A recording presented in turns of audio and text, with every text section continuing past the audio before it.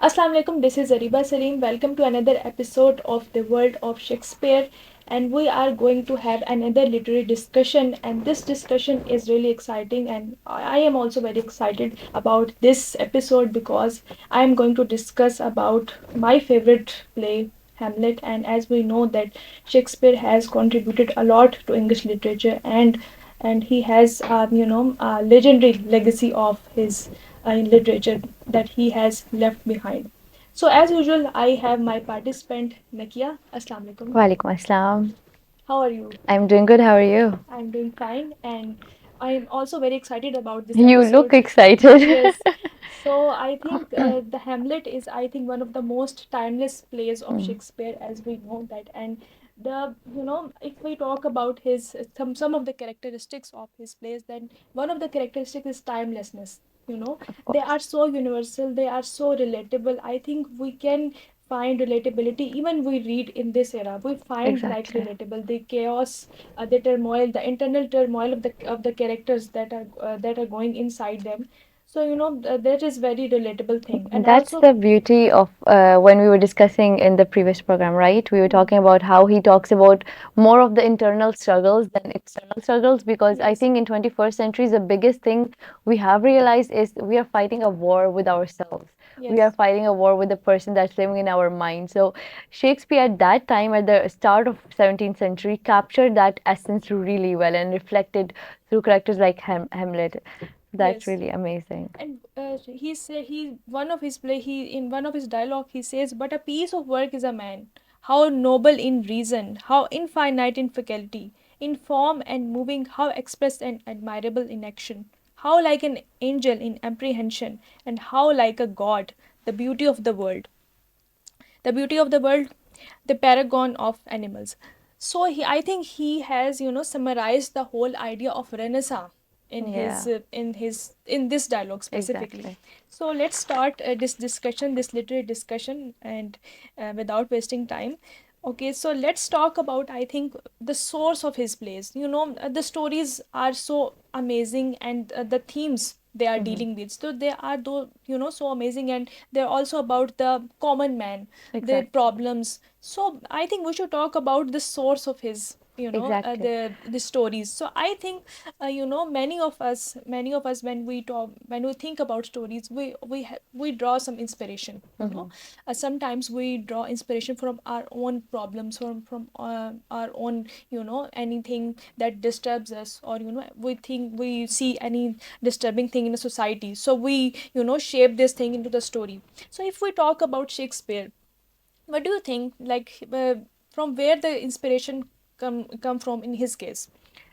First off, the inspiration for Hamlet was, Hmm. I think, because it really focuses on the relationship between a father and a son, And recently, what had happened in Shakespeare's life, that he lost his father and his son around about the same time. So I guess that was the first source of inspiration towards him. It really drew him to write. It grabbed the emotional, essence of that feeling, of that emotion really well, and reflected through Hamlet or Leatrice, as we see Hmm. in in the story going forward. But also, like at that time, a lot of stories were took inspiration from Asian stories, like simple things like killing one's brother for Hmm. personal gain, Hmm. or just committing adultery, faking madness as just a method of hiding in plain sight, so Hmm. people don't suspect you, which Hamlet did as well. So if we see these simple themes in the Asian stories, even the simple theme of killing one brother is like comes from the very first of stories, the biblical story of Cain and Abel, Hmm. Hmm. which is like the start of times, the beginning of everything. Hmm. So what's really unique about Shakespeare, he took these stories that have been told again and again, Hmm. and in different ways, and just took them and gave them a unique spin, the Shakespearean spin, Yes. and made it so universal, so timeless, and just, the epitome of existence, I guess. Yes, I think the stories are based on the idea of fratricide. So let's talk about a little bit about fratricide. So it's about the killing of one brother for personal gains, and and to get more wealth and all. It happens in this era as well, and I think it is a universal phenomena, like Mhm. killing someone for personal gains. So I think the Shakespeare has incorporated that idea into his story and make them more complex. I think this is his beauty only, Exactly. this to make the stories complex as well, and like and making them relatable for Mhm. humans. And also, if we if we watch some movies based on these plays, like we see costumes and all, so we see that there is there's some materialistic aspect, and there is some medieval sensibility. If we if even if we see medieval architecture and all, Mhm. so we see that also, that aesthetic sense of Shakespeare, we also find that aspect of him as well in his plays. Yeah, exactly. Also, like, I think what really makes Shakespeare's draw his audiences and like keep them engaged is Hmm. his use of irony, especially dramatic irony and situational irony. Hmm. So just like making, in the case of dramatic irony, just making the Hmm. audience aware of what has happened or what to Hmm. expect, but not letting the characters know. So you're just waiting for the dramatic thing Yes, to yes. explode and happen. To keep the audience hooked on Oh, his play. exactly, Yeah. and like on their toes, Hmm. exactly. And what really gets your attention is when situational irony happens. Is Hmm. you think something is gonna Hmm. happen, but he really derails it, and something unexpected happens, and you're like, oh gosh, Yes. that I guess really makes Shakespeare have his own unique touch to it. Yeah. Then we talk, if we talk about the source of this story, the Hmm. Hamlet. So it's about a Danish prince whose uncle murdered the prince's father and marries his mother and claimed the throne. So what do you think, Nakia, that why he took inspiration from the previous literature, Yeah, the previously written, why yeah. he took inspiration from the thing that is already written? Of course, because those kind of things, the stories are already there. Hmm. The people really know it. They Yes. relate to it, but they are not. They don't give the emotional impact or the Hmm. catharsis we are talking about in Yes. that way. Hmm. And of course, at that time, there was because Hamlet was written like at the start of 16th century, right? It was first released in performed in Hmm. 1602. It was Yes. first published in the printed form in 1603. So what happened in that era, it was a very common like practice about like the writers used Hmm. to take inspiration from different cultures, Italian or France or this kind of Like thing, right? borrowing stories from other Exactly. literature. Other literature. So it's like believed by scholars that Hmm. Shakespeare borrowed his idea from Hmm. the Latin history of Denmark, compiled Hmm. by Saxon Grammaticus, Hmm. and like this French writer Francois de Belleforest, right? But there's also a belief that that's not that he didn't complicate it that much. It was Hmm. just Thomas Kyde's the Spanish tragedy that he took that idea from. So it's really hard to pinpoint the source of inspiration when we look at these ancient stories and these ancient themes, because of course these have been utilized again Hmm. and again, but they have been missing that, The impact yeah, factor, I think, is missing. exactly, They the were not impact. impactful. Shakespeare created the impact. Exactly. He brought the medicine it needed, I guess. Yes, through his adaptation, he Exactly. like the bring the element of Exactly. the catharsis and all these things. And now it is known, this genre is known, I guess, by Hamlet. Okay, if killing a one's brother or Hmm. this Yes. theme specific, Yes. it's like known by Hamlet, which really amazing. Yes, now if we talk about, if we know the unclarity of this story, as a reader, as the audience, we are unclear if the justice has been achieved or not. Okay, this thing I am like on toes about, because Yes. Shakespeare was like, I'm not gonna make only Hmm. Hamlet. uncertain, I'm going to make the whole audience uncertain about Yes. every step of the way. Yes. Whether it was basically Hamlet's mother Gertrude, if we don't know if she was involved in the murder of Hmm. her, like Hamlet's This father or is not, unclear. exactly, or basically if Hamlet continues to love Ophelia after he rejects her Hmm. in Act Two, if basically Ophelia's died of like an Hmm. accident or she did suicide, Hmm. these themes, even if the ghost that we claim was his father, Was it real or not? or We yeah, don't know. or if it was just a devil tempting, Hamlet. Yes. So all these themes are so uncertain that not even the audience knows. We don't even know that if Hamlet actually got mad at the end of it. We Yes. believe because his behavior got, changed, and his behavior became really real. Hmm. But we don't know if like Hamlet got really good at acting. Yes. Yes. So that really makes everything so unclear. So I guess that's also the reality of life, because in real life, justice sometimes isn't served, and Hmm. mainly when we know it, Hmm. it's the sad reality. But yeah, so even though we do want it, even though we have this idea of a perfect ending in our head, it's a tragedy at the Yes. end.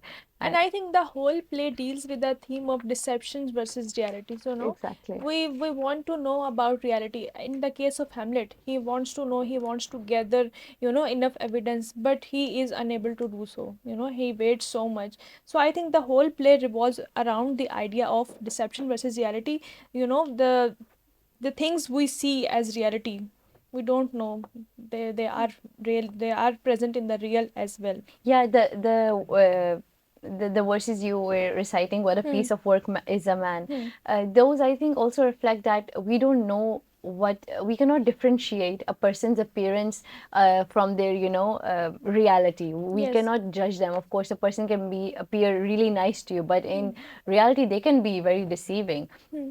As we see the characters of if I'm forgetting their name, the two people who were like acting as Hamlet's friends. Rosencrantz and Guildenstern. Yeah, their appearance was really nice and really friendly Hmm. and really Yes. apathetic towards Hamlet. But what they were doing, they were actually trying to plot against him to get him murdered. So these, I guess, are really important in the sense of truth versus deception. Yes. That it's really hard to uncover what's true from false. And also, this dialogue, what a piece of work is a man, how noble in reason. So I think, the Shakespeare was aware of that, the Renaissance, the spirit of Renaissance. Exactly. We know that it was the time that, all the Greek, the old, the literature were reviving. So this was the time of revival. Mhm. And also it's all about exploration, it's all about, going to the potential, the experiments were doing, the scientific research was going on. So that's, he summarized the whole idea. Exactly, because at the first of this concept, it was really when the scholars rediscovered these texts and everything, right? Hmm. It was all about the capabilities and virtues peculiar Yes. to human beings that should be studied, and like how Hmm. they contribute to human understanding as a whole. But later, when these Renaissance spread it to other countries, and the concept of humanism grew, Hmm. what Yes. happened, it emphasized more on stressing the limitations of human understanding rather than the capabilities of it. Hmm. And what it was basically this thing that the world of experience and the world of appearances Yes. are two separate things. So what it happens is that human beings could never hope to see past those appearances into realities that lie behind them. So, like, people could act certain ways, and we could never be able to see what actually is like the reality of this human being, which is very true because we don't know many of the reality of the people besides us Hmm. surrounding us. So it's Hmm. really impossible to claim even that, Hmm. okay, I know that person inside and out, each and everything. We don't even Yes, know we don't even know. ourselves that well sometimes. So that thing, I guess, Shakespeare uh, really grabbed that feeling, and Hmm. his display is in that world, in that scenario. He builds this play in that okay, we don't know, people don't know, Hamlet didn't know what the reality was, what the appearance of it, Hmm. and how to differentiate it even, and that uncertainty and that indecisiveness led to the Yes. And progress of the play. also, Shakespeare has used this idea, and also he portrayed the character of Hamlet. And we see that while Hamlet is like fond of pointing out the questions that cannot be answered, but they concern things, supernatural and metaphysical matter. Like we Exactly. see in terms of the ghost that Yeah. appear, on and off in the play. The play, as the whole chiefly demonstrate the difficulty of knowing the truth about other people, the guilt of innocence, their motivation, their feelings, their relative sense of sanity or insanity. The world of other people is a world of appearance, and Hamlet is fundamentally a play about difficulty of living in that world. As we were talking about, that it is difficult to live in a world. You have to discover things, and Exactly. sometimes you think that all the things about that particular thing, but that's not the reality. We have to, there is something left to explore. Exactly. That is why this whole concept comes from don't judge a book by its By cover, its cover, yes. So, of course, but in this world, we have to judge and we have to create some boundaries for ourselves to list down and see, okay, this is acceptable in a person to me and this is not. And that's how you live life through experiences and to basically in the world of experiences and appearances.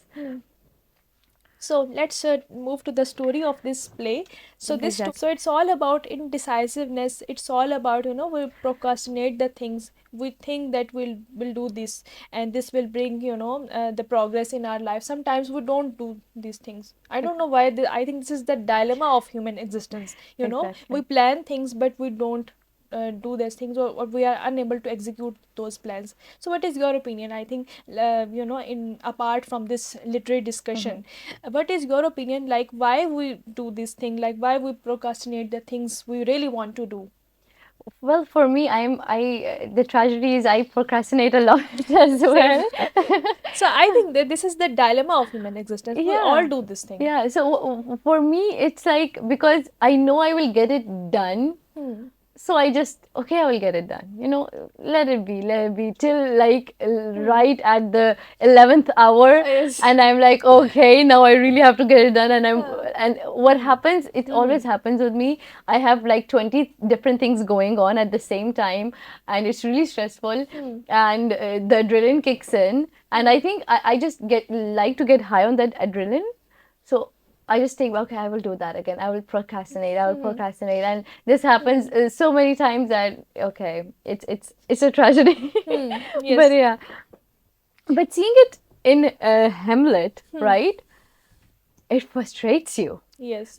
Gosh, why they're like he's not doing it? It And in gets you so somehow I think it expose ourselves. I think exactly. it puts a mirror in front of us that you are Yeah, doing this to your life. What the Hamlet is doing, you yeah. are doing to your life as well. We should be frustrated with ourselves as well Yes.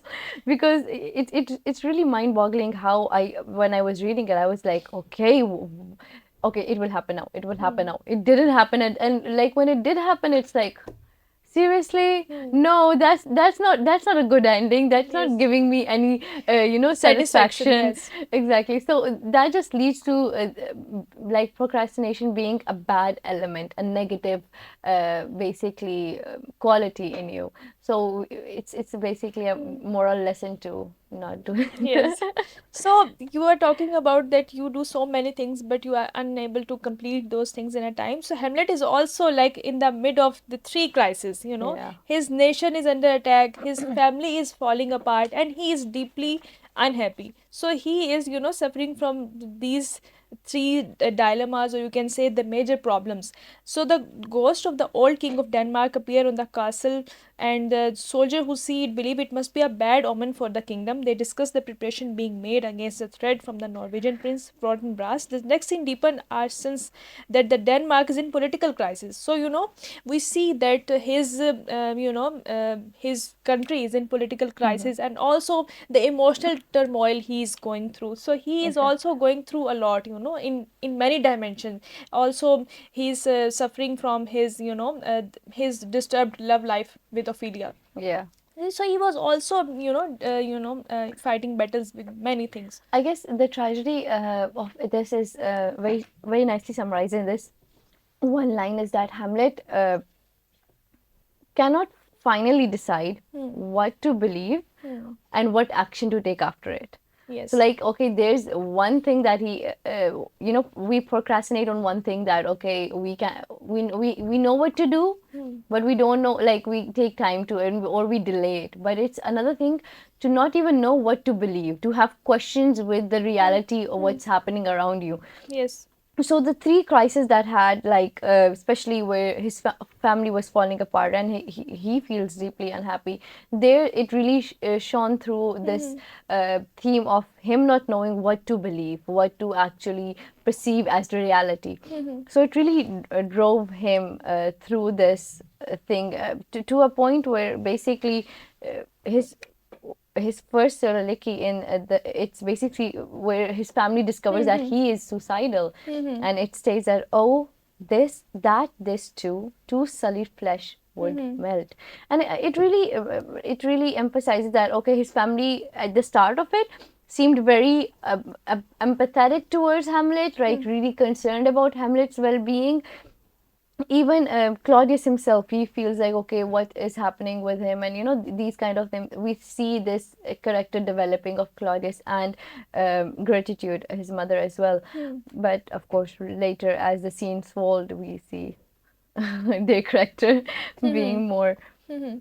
So I think that the things were already disturbed, and Hamlet was unable to handle those things. Also, the accidental death of Polonius by him. Yeah. So I think when you are not deciding the things, when you are not taking actions, Mhm. all that you are unable to get control over the things. So that is also evident in the play. Also, his disturbed relation with his mother and Yeah. his lover Ophelia as well. So these things, I think that if we don't take decision or time, or if we don't take the practical actions on time, we Mhm. have to face the consequences. Exactly.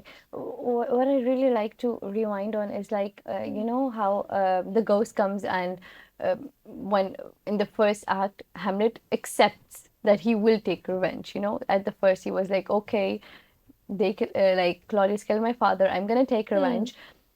So it happened after it that that could actually solve all three of the crises he was facing, Hmm. right? In a way, it could solve, like his family was falling apart, he didn't approve of the marriage his mother did with Claudius, so it could, Hmm. and there he could remove an immoral and bad king, and he Hmm. could be king himself, he could be happy in that role. Hmm. But instead of doing what was, a very direct and decisive Hmm. answer, he chose to delay it, which Hmm. led to Hmm. Polonius being dead You as know, well. you are right. By killing Claudius, Hamlet could, in one stroke, remove a weak and immoral king, extract his mother from what he sees as a bad marriage, and make himself king of Denmark. But throughout the inciting incidents, however, there are hints that Hamlet's revenge will be derailed by the internal struggles. So the ghost warned him, "Taint not thy mind, nor let thy soul contrive against the mother ought."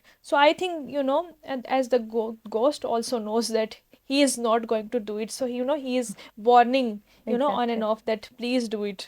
So Yeah. I think the ghost represent, the warning or the signs we are getting in our life. We Exactly. are going on a wrong path. We Hmm. get some signs, but sometimes we ignore them. Yeah. Also, like, right after the ghost Hmm. leaves, and Horatio and Marcellus catch Hamlet talking to it, so Hamlet discusses his plan Hmm. going forward. Right? He says that, okay, I'm gonna act as a mad person, a feeble-minded person, Hmm. and live with them, Hmm. so I can plan my revenge then. So this, what happens though is that even the audience understands, because how he was talking to himself after the ghost leaves. Horatio and Marcellus look at him, and it was like very weird how he was talking. So Hmm. that scene represents that the next coming events, the conflict will not be between Claudius and Hamlet, but it will be with Hamlet and his internal struggle, internal self. So Hmm. that was, and his own Yes, mind. yes. The play is all about, his struggle. Exactly. Sometimes, we think that it are also, the characters are important, but I think that this is all about our own struggles, the battles that are going on in our minds. So that are, stopping us from taking action. So this play is all about. And also, if we see that, fate versus free will. So if we talk about this theme, let's move to the themes of this play. Exactly. So the fate versus free will. So what do you think, Nakia, that this was in the end of the play we see that the Hamlet dies, and this is unclear if justified justice is served or not. So what is your opinion, like, if this was like the fate of the Hamlet, or it was like the consequences of his own actions? Well, I think it was the consequence of his own actions, because we see that he had it in him to take hold of his destiny. It was a very direct answer to get, like, he could be king. He could have taken out his mother out of that bad marriage, as he saw it. He could also be like, I think he wouldn't go to certain levels of madness that he would have to reject Ophelia. And what I think that stems with his resentment towards Ophelia was how bad his and his mother's relationship got. So what happened Yes. is, exactly. So I think that those themes in connection, if he was decisive enough, if we, as we see Laertes was so decisive that he wanted his revenge He for was his clear father. in his Yeah, path. and he, like, it really serves as a contrast between him and Hamlet, that Hamlet was okay delaying it one time. Okay, he didn't want to kill Claudius because he was praying and he thought he might go to heaven if he killed him right now. Another time he was like, okay, I'm not really sure about if he did this crime or not. I want more evidence, and he kept delaying it with these feeble, I guess, kind of just giving himself a bit of sense of relief. Okay, it's fine, we can figure out more. And even though when he did that play, it's really famous, the play within a play, Yes. and he tried to reveal his uncle's intentions, and when he got mad, it was like, okay, he still thought, okay, he's just mad at my behavior or something, and he delayed it further as well. So I think if we talk about fate and free will, here I think it was free will, because he did kill Polonius, and even later when he did sign the murder orders for his two friends we were talking about, right? That were acted to be his friends. So he did have the power to do it. He was just uncertain, or he just wanted to morally justify his actions. Well, it didn't have to be morally justifiable, right? When we see in reality, it just should serve to means to an end to a story. But yeah, I guess he should have, And like, you are talking about Laertes and Fortinbras, so I think the Shakespeare used these two characters as a foil to Hamlet. yeah, He has used this character as a parallel to Hamlet. Laertes was clear in his in his intention that he has to avenge his father. father and sister murder, Mhm. though it was a suicide, but we Yeah. can say it was a murder somehow. So he was clear, and also in terms of Fortinbras, he was also clear that he wants to take revenge for his military losses. So Yeah. these two people were clear in their revenge and their thoughts, but Hamlet was not clear. He was like thinking, okay, I will gather enough evidence, this is not the right time, and if he's praying, so if I kill him now, he will go to the heaven. So I think these things, so these uh, foolish thoughts of Exactly. Hamlet. So he presented, Shakespeare presented this foolish thought, and also I think we do these things as well in our real life. Sometimes our internal conflict or overthinking make the task more complex. Exactly. And what really serves is that these feelings and these internal struggles deepened so much for him that he actually showed signs of being really mad, and he became really suicidal, which comes the famous soliloquy, to be or not to be, that is the question. So I guess this all really leads to answer this, just morally, the morality of it all, that what should have been done, if it was free will or not, on these kind of things.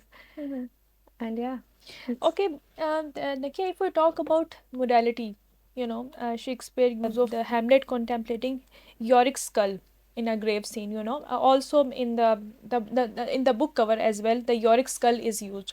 So the Yorick skull is also, I think, the representation of afterlife. And the Exactly. fear of afterlife, Mm-hmm. it somehow creates the morality in humans.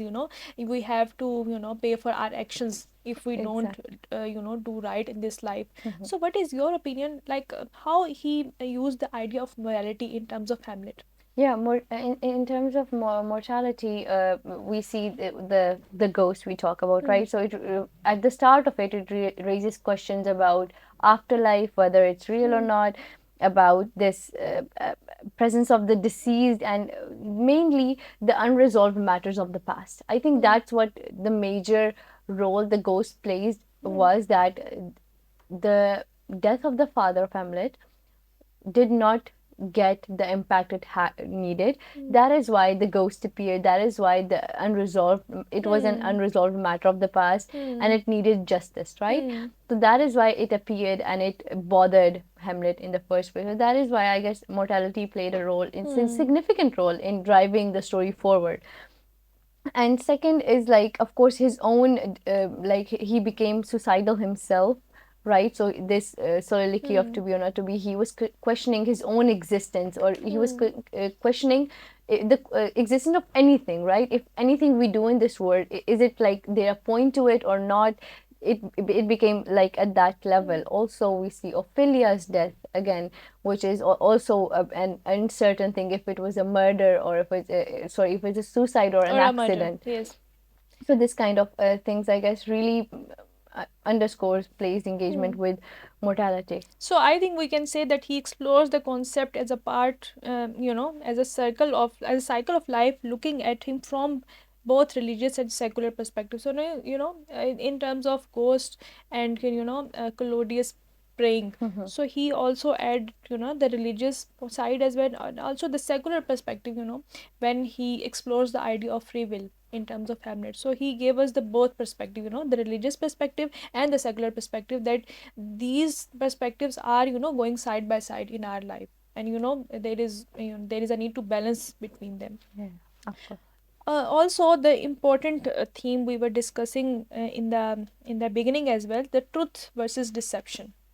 So I think the play is all about truth versus deception, in terms of Claudius, like how he got this kingdom Yeah, his after ascension to the murdering his throne. brother, and also about Polonius, the death of Polonius, and all these things. So this is all about truth versus deception. Also, the character of Gertrude is also suspicious. We don't know Exactly. if she is evil or not. Yeah. We are unclear about this thing. Also, the presence of ghost, like, if it was real or it was just in Hamlet imagination, we don't know this thing. Also, the presence of these the two friends, Rosengard and Guildenstern, what was their motive? We don't know. Exactly. So also this, when we talk about truth versus deception, like, Hmm. what really gets to me is that Polonius' espionage for, like, to improve his own position at court, what led to him is he was very manipulative towards his own son, towards his own daughter, and he was Hmm. really Hmm. trying to get them to live a life like he wanted them Yes. to. Hmm. So yeah, because his advices really seemed like Hmm. wise and noble, and he was like a Hmm. caring father, but in reality he was just trying to have that kind of face, Hmm. when the reality was that he just was trying to get, to ascension of the court, and trying to get himself in a better position. Hmm. And also there is an other important theme, which is thought versus action. I think we should get lesson from this play in terms of this theme, like the thought versus action. This suggests that Shakespeare's final idea on the topic is the best approach to life is a strike a balance between thought and action. We should strike a balance between thought and action. Sometimes we make plans, and also about the in terms of knowing about the reality, Hmm. in terms of knowing about other people. Sometimes we are becomes like so certain, when I know this person, Exactly. or I know this thing to all to all details from A to Z. I know this thing. So I think this is this is wrong. I think we should have to strike a balance between. Also, like, we use this famous phrase, words, like, action matter more than words, right? Hmm. It's basically, it comes from that, it stems from Hmm. that, okay, if we think about something, Hamlet did Hmm. think about revenge, Hamlet did think about a lot of things, Hmm. but did he do it? And the doing was important, and Hmm. we see the contrast between him Hmm. and Leatrice. and of course for Fortinbras, their willingness and their decisiveness was totally like a contrast towards Hamlet's, which was really refreshing to see, because of course when we are frustrated with Hamlet's, indecisiveness, it's refreshing to see, okay, there are other characters that bring this decisiveness to the play. Also, if we talk about Hamlet madness, so Hamlet is theme explored in Hamlet, and in terms of the madness is seen in terms of like Hamlet and Ophelia and even Claudius. So interestingly, the madness goes hand in hand with truth versus deception, because whether Hamlet madness is real or feigned remain an open question throughout the play. So I think this is also an important theme to discover, like why he acted like a mad person, or was he became mad in real. Yeah, so it's I really like that it's, even if it was like faked or real, madness did play a very recurring theme in this. And there's a famous line of Hamlet when he says like, I am but mad north northwest. When the mind is southerly, I know a hawk from a handsaw. So basically, he was trying to uh, instill this idea, okay, I can differentiate between a hawk and a handsaw. Everyone can differentiate between it. But yeah, it was really trying to instill, and his behavior, how his actions and how his words, and even how he behaves, how he pronounces words and all that, we can see gradually they become erratic, and his behavior really changes into real madness. Because when we instill one idea and point that one idea again and again and again, it really drives us crazy when we don't do action on it, right? So again, it's like thought over action. uh, we should take action, we should take initiative towards when something is needed to be done. I think this is another lesson we can take from it. And also, I think the madness is, he has used madness, to talk about this idea that sometimes we use escapism. So I think he has used his madness as escapism to, Yeah. to get rid of his problems. But that his attempt was not successful. Also, let's explore the last theme, which is revenge.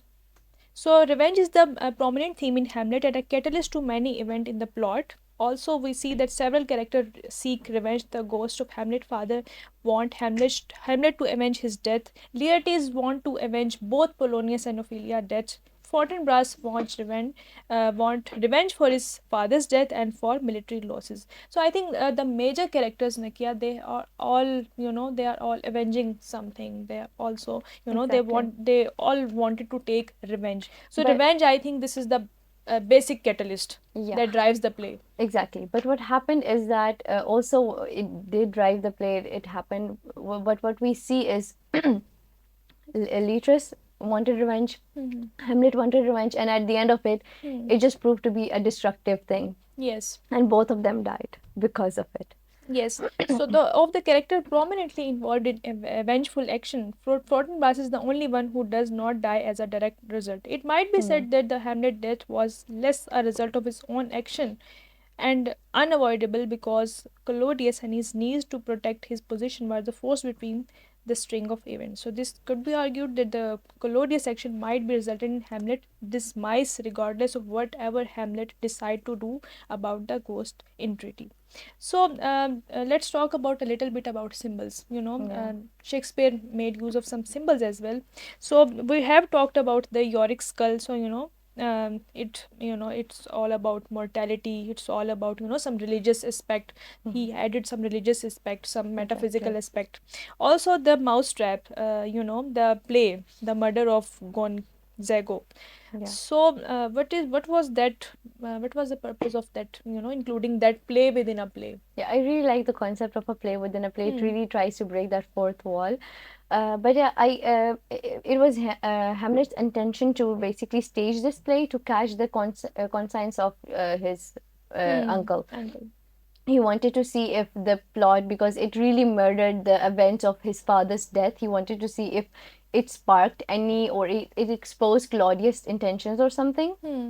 But what happened is during the play, Hamlet's own actions became so erratic and so, just Hmm. angst and all Hmm. that. So what happened is that it was really uncertain. Again, the point of uncertainty was always there to the audience, that whether the Claudius reaction was due to the play, to the plot, or due to Hamlet's own. He was just angry with Hamlet. So that is something uh, we were uncertain about as well. Also, let's talk about the ghost. We have talked about it on and off, but this dialogue, symbolizes, the decay or evil. Something is rotten in the stain in the state of Denmark. So I think this dialogue also points to the rotten state of Hamlet's mind. I think, Exactly. the something. I think it refers to many things Mm-hmm. in the play. That something. This small rotten piece, Mm-hmm. can destroy the big thing as well. Exactly. So that happens in the case of Hamlet as well, that his indecisiveness or his procrastination, or his an inability to take action, destroyed the whole thing. So Correct. let's end this literary discussion today. Exactly. And thank you so much for your contribution, Nakia. Thank you so And much for our having me. program duration is short, so if I, want a take-home message for the audience, but why, they need to read Shakespeare? What is your I think opinion? it's really, as we were like discussing about everything, it really gives Hmm. you life lessons as well. And the major theme of Hmm. this was the procrastination and how it really affected Hamlet and his actions going forward. So I guess do not procrastinate, people. I would Yes. try not to. Yes. And yeah, After this episode, we will not procrastinate. yeah. So you are taking pause, I think. Okay, we can understand. Oh, try to not procrastinate. That I think is Hmm. a better commitment I can do. Yes. And also, there is a need to strike a balance between, thought and action. Sometimes we plan things, Hmm. and also sometimes it is very dangerous to, Yeah. delay the thing. So this is important. So that's the beauty of fiction. Fiction provide us with life lessons. Fiction provide us with, with a feeling of catharsis, with experiences, that we can't experience in our life, because Exactly. we have got only one life. So Hmm. through reading fiction, we can, I think, live many lives, and we can enjoy many experiences. So that's all for today, and thank you so much for listening us, and we will meet with in another episode of the World of Shakespeare. This is your host, Areeba Saleem, and we will meet in another episode of this program. Till then, take care. Allah Hafiz.